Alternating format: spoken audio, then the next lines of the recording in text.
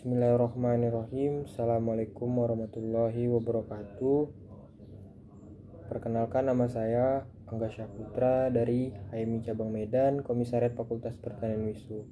Di sini saya akan sedikit menyimpulkan materi yang disampaikan oleh Kakanda Bahaudin mengenai kepemimpinan, manajemen, dan organisasi dengan tema besar oligarki politik dan masa depan demokrasi Indonesia di tengah guncangan geopolitik. Nah, di sini saya akan sedikit menjelaskan apa sih kepemimpinan, manajemen, dan organisasi itu dan kaitan dari ketiganya. Yang pertama, kepemimpinan. Kepemimpinan adalah suatu cara ataupun seni untuk mempengaruhi orang lain dengan tujuan mencapai tujuan kita ataupun tujuan organisasi itu sendiri. Sedangkan manajemen adalah suatu cara yang dimulai dari perencanaan, pengorganisasian, pengaktualisasian, dan evaluasi dari rencana itu sendiri ataupun mengontrol rencana itu sendiri. Sedangkan organisasi adalah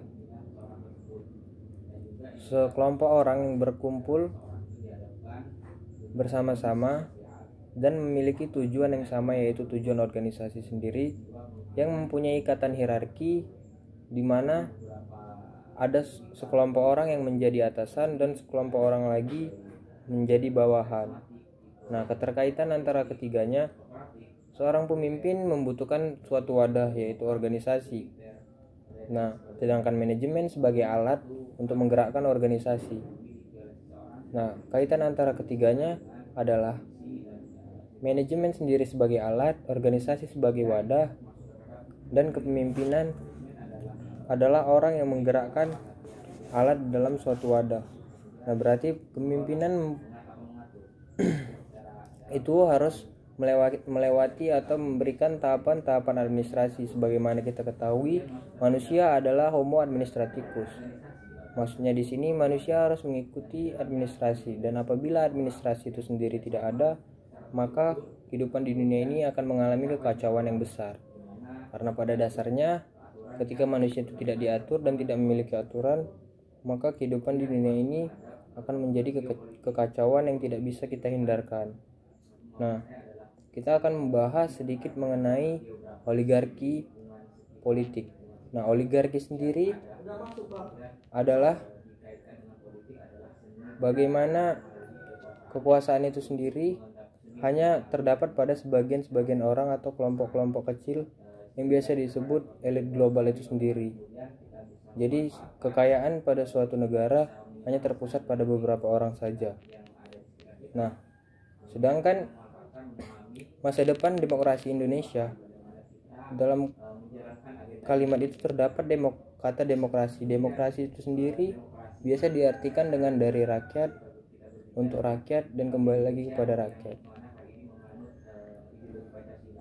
Jadi kalau saya hubungkan antara oligarki dan demokrasi merupakan suatu hal yang sangat bertentangan. Nah, sedangkan mengenai tema besar tadi, guncangan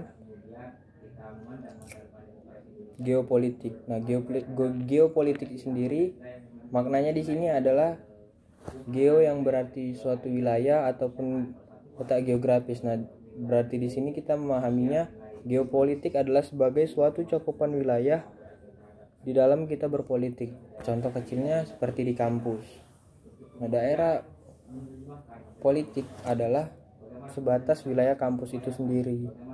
Nah, jadi menurut saya ketika politik itu dilakukan untuk tujuan menegakkan kebenaran dan keadilan, maka itu tidak masalah. Dan apabila seseorang berpolitik tapi melakukan cara-cara yang kasar, tidak menjaga norma-norma dari agama yang dianutnya masing-masing, maka saya rasa ciri-ciri orang tersebut adalah ciri-ciri orang yang memiliki sifat abnormal, dalam artian dia memiliki sifat kepemimpinan abnormal, di mana kepemimpinan abnormal yang saya maksud di sini Seseorang yang tidak mempunyai kompetensi sama sekali dalam memimpin, tapi berusaha merebut kekuasaan dan menjadi pemimpin, dan dengan cara itu dia bisa mengeluarkan apa yang diperintahkannya dengan sesuka hatinya tanpa penjelasan atau substansial dari apa yang diperintahkannya sendiri. Dalam artian, seseorang hanya mau berkuasa dengan tujuan untuk mencapai kepentingannya pribadi.